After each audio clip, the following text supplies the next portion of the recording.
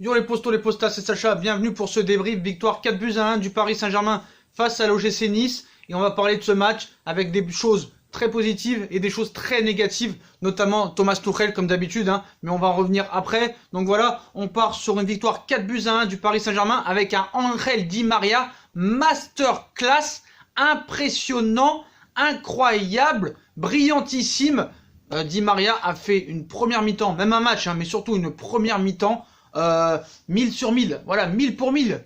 Ça vous rappelle quelqu'un? Voilà, il a été partout le gars, partout, à droite, à gauche, il te donne des caviars, il te met un premier but très très beau, il te met le deuxième but, mais un but, il pourrait être le prix Puskás, il te met un petit extérieur du pied gauche, un petit piqué lobe magnifique, Di Maria exceptionnel, et Di Maria il va falloir vraiment en parler, il est sous-coté le gars. Il est sous-coté, Di Maria. C'est un joueur exceptionnel qu'on a au Paris Saint-Germain et on n'arrive pas à s'en rendre compte. Depuis 2 ans, c'est le joueur le plus fiable du Paris Saint-Germain. Et tu peux pas le sortir. Tu peux pas le sortir, même quand Neymar, Mbappé, Cavani, Icardi seront tous là, tu pourras pas le sortir. Au contraire de Sarabia. Sarabia, qu'est-ce qu'il nous a fait ce soir? Toutes les occasions qu'il a ratées, toutes les pertes de balles, Sarabia n'est pas au niveau. Sarabia n'est pas au niveau, mais Di Maria, il est insortable. Di Maria, exceptionnel. Voilà. C'est El Fideo, c'est phénoménal, c'est Argentina, donc voilà. Même Icardi, on a beau dire, on l'a pas vu machin, mais c'est ça qui fait la beauté de Icardi. Voilà, tu peux pas le voir pendant 90 minutes de jeu et pof, il te met son petit but à la renard des surfaces. Voilà, donc Monsieur Messi peut appeler qui il veut, il peut appeler la mafia argentine ou italienne pour venir finir Icardi. C'est pas Messi qui va faire la loi au Paris Saint-Germain. Mais il y a beaucoup de choses à dire, notamment cette première mi-temps. Je voudrais revenir un petit peu sur la composition d'équipe du Paris Saint-Germain avec encore cette expérience de Tuchel, ce 4-2-2-2 inédit au Paris Saint-Germain. Donc Navas dans les buts, classique, avec Kimpembe, Thiago Silva dans l'axe, Meunier à droite, Diallo à gauche, au milieu de terrain Paredes, Herrera, Choupo-Moting, Di Maria, Sarabia, Icardi en un 4-2-2-2. Donc pour parler très vite, première mi-temps, masterclass du côté du Paris Saint-Germain. Même si Nice est très très faible dans cette première mi-temps, il faut avouer quand même que c'est le Paris Saint-Germain qui a agressé, étouffé l'OGC Nice. Ils n'ont pas pu respirer. Oh, ce pressing tout terrain, attaque directe avec Sarabia, même s'il n'a pas été bon, qui court de partout avec Di Maria, qui peut te courir pendant 1 heure sans s'arrêter, sans s'essouffler, c'est quand même incroyable. Herrera qui était partout aussi. Bon, Meunier qui a été quand même bon, malgré quelques pertes de balles, mais Thiago Silva et Kimpembe en mode patron en première mi-temps du moins. Abdou Diallo très très bon à gauche, 10 fois meilleur que Kurzawa, tu me diras c'est pas compliqué. Paredes aussi qui fait une bonne première mi-temps, mais qui a tenté des frappes, qui a tenté des petits gestes, mais voilà, pas non plus exceptionnel. Choupo-Moting, je tiens à tenir que c'est pas d'accord, c'est pas un avion de chasse, c'est pas un phénomène, mais à gauche, c'est beaucoup mieux que dans l'axe. Voilà. Eric Maxime Choupo-Moting peut dépanner à gauche, mais pas dans l'axe. Mais à gauche, c'était pas si mal que ça. On a vu qu'il a pu marquer aussi, peut-être, il aurait pu marquer d'une tête sur un caviar encore de Di Maria. Voilà. Mais ce 4-2-2-2 était très équilibré en première mi-temps. Paris mène les débats, 2-0. Il peut y avoir même 3-4-5-0 à la mi-temps. Il n'y a rien à dire. Nice est complètement dépourvu de tout. Ils ne savent pas ce qui leur arrive. Même Vieira, il ne sait plus quoi dire. Ils sont complètement décousus par ce style de jeu qu'a donné le Paris Saint-Germain. Et là, je commençais à voir tous les footix sur Twitter. Tuchel, c'est un génie. Comment vous pouvez le critiquer? C'est une honte. C'est le meilleur tacticien du monde. Et encore une fois, t'as trop parlé. Parce qu'on va parler de cette deuxième mi-temps. Donc première mi-temps, très très bonne du côté du Paris Saint-Germain. Intensité, très bon pressing, très bon dans la récupération de balles. Jeu fluide, contre-attaque très très bien.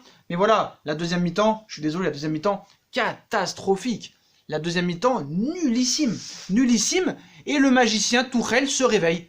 Le magicien Tuchel se réveille. Le plus grand entraîneur du monde nous invente des choses, toujours dans son laboratoire, avec ses rats là, ses rats d'adjoint, son adjoint, la queue de cheval là, qui ressemble à mon arrière-arrière-grand-mère.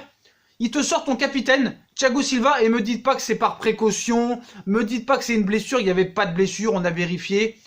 Précaution de quoi? Il a juste voulu gérer le gars. Mais comme on vous l'a dit pendant beaucoup de vidéos, ce n'est pas un mec qui sait gérer son groupe. C'est pas un gestionnaire le gars, je sais même pas si ça se dit ce que je dis. Mais voilà, tu sors pas ton capitaine et un défenseur central à la mi-temps s'il n'est pas blessé. Voilà. Même si Nice c'est très faible, tu sous-estimes ton équipe là. Et tu fais rentrer Marquinhos, qui sur le but est complètement fautif, avec Kimpembe. Diallo, Kimpembe, Marquinhos, qui nous fait un contrôle de la poitrine, je sais pas ce qu'il fait. Kimpembe qui arrive pas à la récupérer. 3 fautes successives qui amènent le but de l'espoir pour Nice. Mais qu'est-ce qu'il nous a fait? Et il nous fait rentrer Kurzawa. Alors Kurzawa, le mec, même si dans le but, hein, il est pas fautif, mais le gars, dès qu'il rentre, tu prends un but, il rentre, il prend un carton jaune, le mec est exceptionnel. Kurzawa n'a plus rien à faire dans cette équipe, et je sais pas ce qu'il a fait. Il nous sort Kurzawa, il nous fait rentrer Kurzawa, il fait sortir Choupo-Moting, il sort Thiago Silva à la mi-temps, soi-disant pour gérer, pour faire rentrer Marquinhos. Je tiens à signaler que Marquinhos, hein, il fait 2 fautes dans ce match, hein. Une après aussi, après le but, hein, où ça amène une occasion très dangereuse pour l'OGC Nice. Mais voilà, je comprends pas un peu le système de jeu qu'a voulu faire Tourelle en deuxième mi-temps. C'est vraiment un incompétent. Le mec n'arrive pas à faire une bonne gestion dans son groupe. Dans la gestion, c'est zéro Tourelle. Qu'est-ce que tu me fais sortir Thiago Silva pour... Non mais pour Marquinhos. Attends, Marquinhos, tu le fais jouer, tu nous saoules depuis le début de saison à le faire jouer en numéro 6, bah laisse-le en numéro 6 à la limite. Tu peux faire sortir Paredes, faire rentrer Marquinhos en numéro 6, et si tu veux vraiment sortir Thiago Silva, tu replaces Diallo dans l'axe. C'est n'importe quoi. C'est quoi cet entraîneur? Il est nul, il est pourri, et il a été sauvé ce soir aussi par l'arbitrage. Parce que l'arbitrage va en parler. Parce que d'accord, quand c'est le Barça qui est favorisé, on le dit. Quand le Real est favorisé, on le dit. Mais là, je suis désolé. Là, Paris a clairement été favorisé sur le carton rouge. Là, je les vois en commentaire me dire « Mais non, c'est normal, il a pris une gifle, Erel a mis une gifle à Paredes, et ça vaut un deuxième carton jaune. » D'accord, pas de souci là-dessus. Mais le carton rouge de Cyprien, il faut m'expliquer. Là, Paredes a vraiment été décisif sur le coup. Là, sur le coup, l'arbitre, là, il a donné le match au PSG, là, en deuxième mi-temps. Je suis désolé. Je suis désolé. Le carton rouge de Cyprien est inexplicable. Alors pour moi, il a dû peut-être insulter l'arbitre, je ne sais pas. Après, l'autre, il prend une claque, Paredes, il en rajoute beaucoup. Mais voilà, on a été très bon pendant 55 minutes, on va dire. Puis l'équilibre s'est effrité. Alors peut-être pensait-il déjà à Bruges, à la mi-temps, surtout Monsieur Tourelle, hein, ou à la peur de se blesser, parce que lui, il a peur de tout, Tourelle. Hein. Voilà. Donc j'ai aimé la presta de quand même Paredes au milieu de terrain, même s'il a un peu gâché le match là en étant décisif. Hein. Un peu comme ce que fait Ramos des fois dans les grands matchs de Ligue des Champions, à en rajouter, voilà. Malgré son... Diallo quand même a fait un bon match, malgré son erreur de concentration sur le but. Hein. L'entrée de Marquis, catastrophique. Hein. Donc ça fait 2 matchs qu'il est pas bon, hein, notamment contre le Nigeria avec le Brésil, où il a vraiment pas été bon. Donc moi je comprends pas, le mec il le met en 6, donc mets-le en 6, voilà. J'ai rien compris sur le premier carton rouge, hein. On voit Paredes pousser le Niçois et après pourquoi un jaune, j'ai pas compris. Donc voilà. Mais moi je voudrais parler voilà, de Tourelle qui a complètement encore prouvé que ce soir c'était pas un bon coach, je suis désolé. Faut m'expliquer. Je me répète, pourquoi tu fais sortir Thiago Silva par Marquinhos et pourquoi Marquinhos tu le laisses pas en 6? Replace Diallo dans l'axe. Replace Diallo dans l'axe.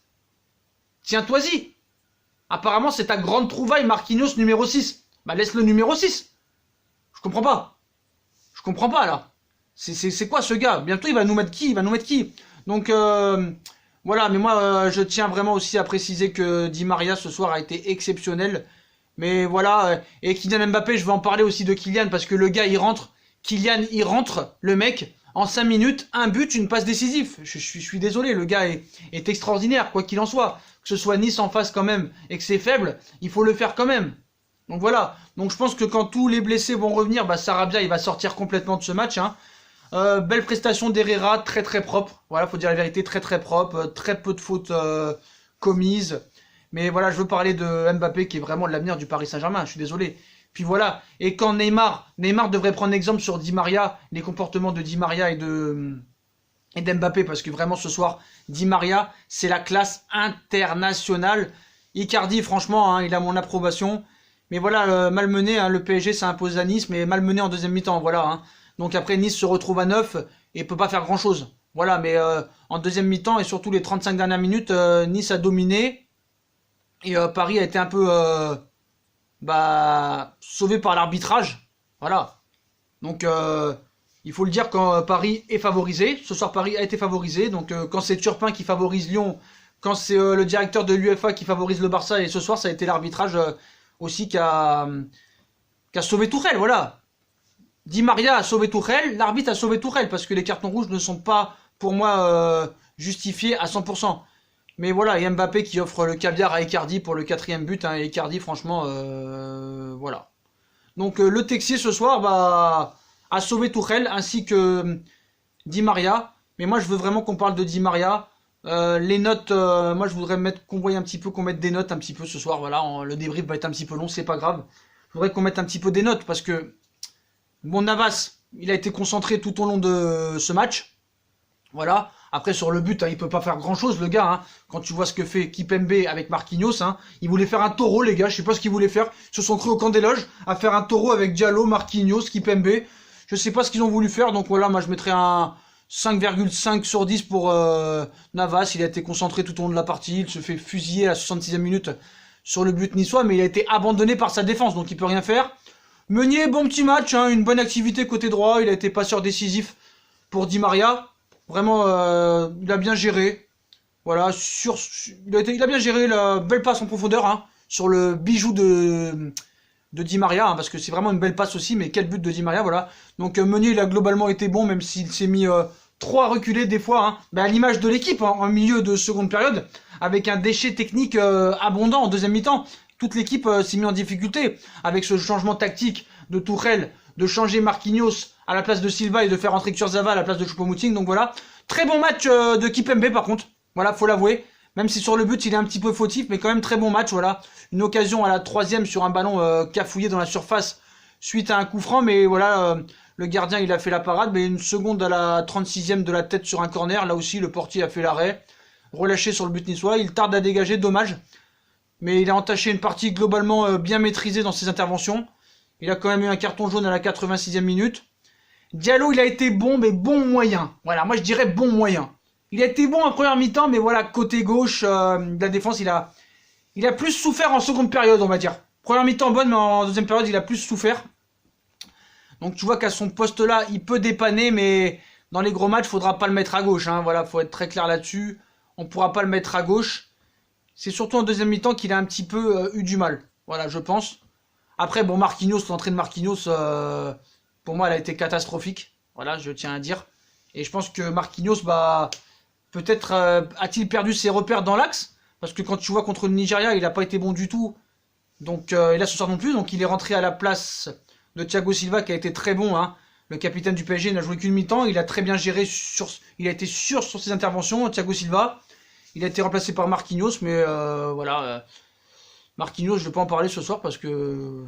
Qu'est-ce que vous voulez que je vous dise? Sarabia, pour moi, ça a été l'homme le plus mauvais du match. Voilà. On l'a que très peu vu. Un match bien loin de ses dernières sorties en duel face au gardien où il rate une occasion inratable. Je sais pas ce qu'il a fait. Il a mangé la feuille à la 70e minute sur une passe de André Di Maria. Même pas cadré. Paredes, ouais, pas mal, mais j'ai pas trop aimé. Voilà, j'ai pas trop aimé. Une bonne entame de partie avec une frappe de loin cadrée. Puis son jeu s'est défilé après la pause. C'est toujours compliqué pour lui, hein, voilà. Il a été décisif. Mais voilà, Di Maria, pour moi, 10 sur 10. Hein. L'Argentin, il a ouvert la marque à la 15e minute. Il a été lancé en profondeur par Sarabia. Il a mis un deuxième but dans un angle fermé exceptionnel. C'est lui qui décale bien Mbappé pour le but du 4-1 aussi. On l'a oublié de le dire.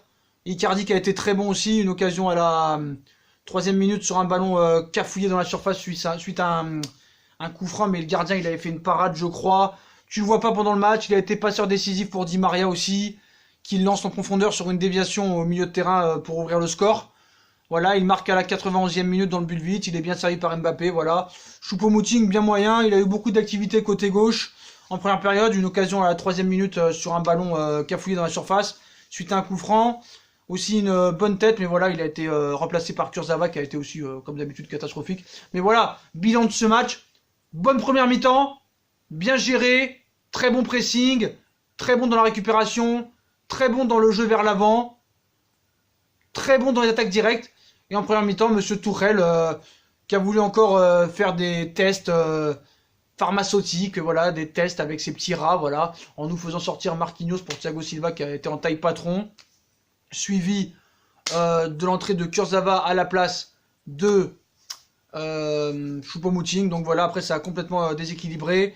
Nice avait réduit le score après cette grosse erreur de défense de la part de Kipembe et de Marquinhos. Puis après, Paris a été malmené et l'arbitre qui a exclu, sans que je comprenne vraiment pourquoi, Cyprien et Rel, si je me rappelle bien, mais Cyprien, voilà, il n'a pas fait de grosses fautes. Je pense qu'il a dû insulter l'arbitre, mais voilà, l'arbitre a sauvé le Paris Saint-Germain pour cette fin de match en faisant 2 cartons rouges pour Nice, et Nice s'est retrouvé à 9 contre 11. Donc voilà, et Tourelle qui a fait une très mauvaise gestion en deuxième mi-temps en faisant sortir Marquinhos à la place, en faisant sortir Thiago Silva, excusez-moi, à la place de Marquinhos. Puis voilà, Paris aussi a été favorisé par la nullité de l'arbitrage, monsieur Le Texier ce soir, et il faut le dire aussi. Donc Paris, bonne première mi-temps, mauvaise deuxième mi-temps. Puis voilà, c'est vraiment pas un gestionnaire, et ils ont trop pensé à Bruges, je pense, à la mi-temps déjà. Parce qu'on sait que Paris, c'est Ligue des Champions, on mange Ligue des Champions, on boit Ligue des Champions, puis voilà. Tourelle a encore montré une fois son incompétence à entraîner le Paris Saint-Germain en deuxième mi-temps. Et c'est un entraîneur incompétent. Voilà. Donc bravo Angel Di Maria, et masterclass ce soir. Et c'est un joueur qui doit rester titulaire, je pense. Même quand Neymar, Cavani et Mbappé vont revenir à 100%. Voilà les potos, victoire 4-1 du Paris Saint-Germain qui conforte sa place de leader ce soir. Comme d'habitude, si on a kiffé la vidéo, on like, on partage, on s'abonne. Dites-moi en commentaire ce que vous avez pensé du match. N'hésitez pas à nous suivre sur les réseaux sociaux. Et à tout de suite dans Fusion Foot, live Fusion Foot en direct. Toujours avec l'absence de Avner qui a disparu. Tchuss les postos, à tout de suite dans Fusion Foot.